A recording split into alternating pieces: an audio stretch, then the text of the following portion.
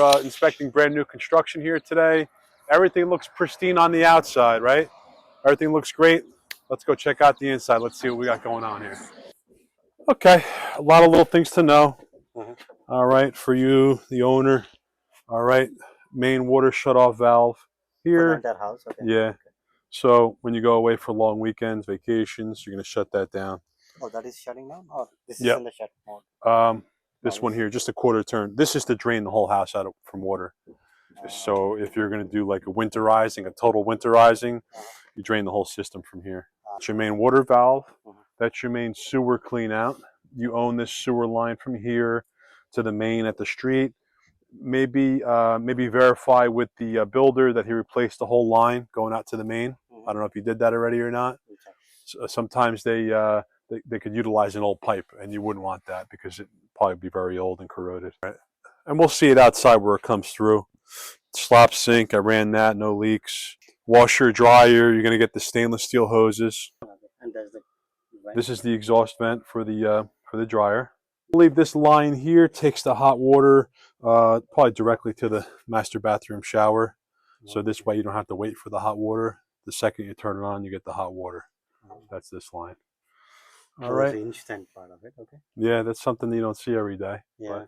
But, this is 75 gallons, and everything's new here. Yeah, this is from obviously from last year, manufactured in 24.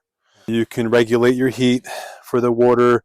Right now it's right in the middle. Okay, someone likes it hotter, or again, like when you go away, there's even VAC.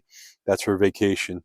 Yeah, there's no reason to heat 75 gallons of water for no reason. It takes a lot of energy. This whole thing is insulated, and this is where it's just exposed insulation. But there's a lot of insulation behind the surface here too to maintain that heat. High efficiency, so it vents through PVC. High efficiency furnace, manufactured actually in 23. This is already, so sat around in a warehouse somewhere for a year or whatever, So this portion here is the furnace. This portion here is for the air conditioning. This is your condensate line. This is nice because you don't have a pump involved. It goes just by gravity into the sump pit here. The thing here with this sump pump is that you don't have a backup power source. It just plugs into electric. So if the power goes out, you're going to be in trouble. Also, you only have one pump. So if the pump burns out, you're going to be in trouble. So you want a secondary pump and the secondary power source. Oh, there's the vent.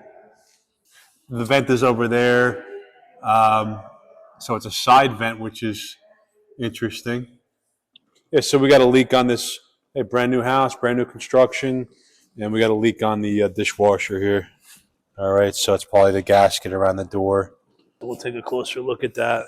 Steps. Oh, in here. The only problem in here was this tub spout is a little loose. Oh, yeah. Yeah, and it seems like it's stripped. You can just keep turning. It's stripped. Okay. Yeah, because I tried to tighten it for you, and that's definitely stripped. So they need to fix it? They're going to have to fix it.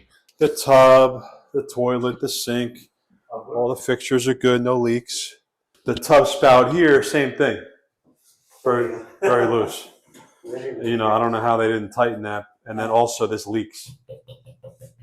Okay, when you hit it a little bit, I noticed it before, it was dripping a little bit. And I ran this for a long time. I filled it up, let the water drain through. So if there's any leak on any drain line, then we see it downstairs, but no signs of any leaks. Same thing with the shower. I ran this for like 15 minutes. The rain shower head, and then the handheld one on the wall, everything was good. Nicely pitched into the drain. No problem. I checked all the lights, all the outlets, all the windows. You got it here. Oh, is that outside? Yeah. Okay. This is important. Sometimes they make like a corner piece to go over something like this, so you don't get that big gap, right? And then look here. Look at that gap. Yeah. Maybe they could fill it in with something to make it look nicer. Okay. That's every corner. Okay. Yeah. All colors are not like that. So they could. This is called cultured stone. It's made out of cement, basically. But Nice work. yeah, it looks nice. But you just gotta put some corners on it, fill in the gaps. That's all. Railing over here. This whole railing could be reinforced. Okay. All right. This whole thing is a bit loose. See this? Okay. And look at this. Even the spindle is hanging off here. Okay. All right. So let the carpenter come back and figure out a way to reinforce from How about the underneath. reinforcement? Probably some cross members underneath the stringers here. We'll probably tie everything together and to reinforce. This is not. This is good. Okay, that one's a little loose over there. You could check that. I'll show you.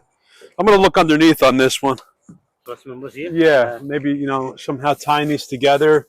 With some cross members going through here, because it's a long span unsupported. That's the problem. So otherwise, they could put. Yeah, maybe put something here. Otherwise, here maybe another support, another post with the little beam underneath. Then you get a concrete one like this, or Yeah, then they'd have to do some footings too. Okay. So we're just finishing up here.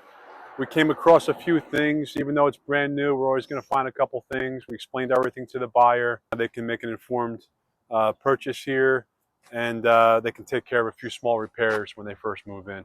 Thank you. Thanks, Joe. Nice meeting you. Nice meeting you guys. Same here. Yes, thanks. Thank you. And then any questions? My cell's on there.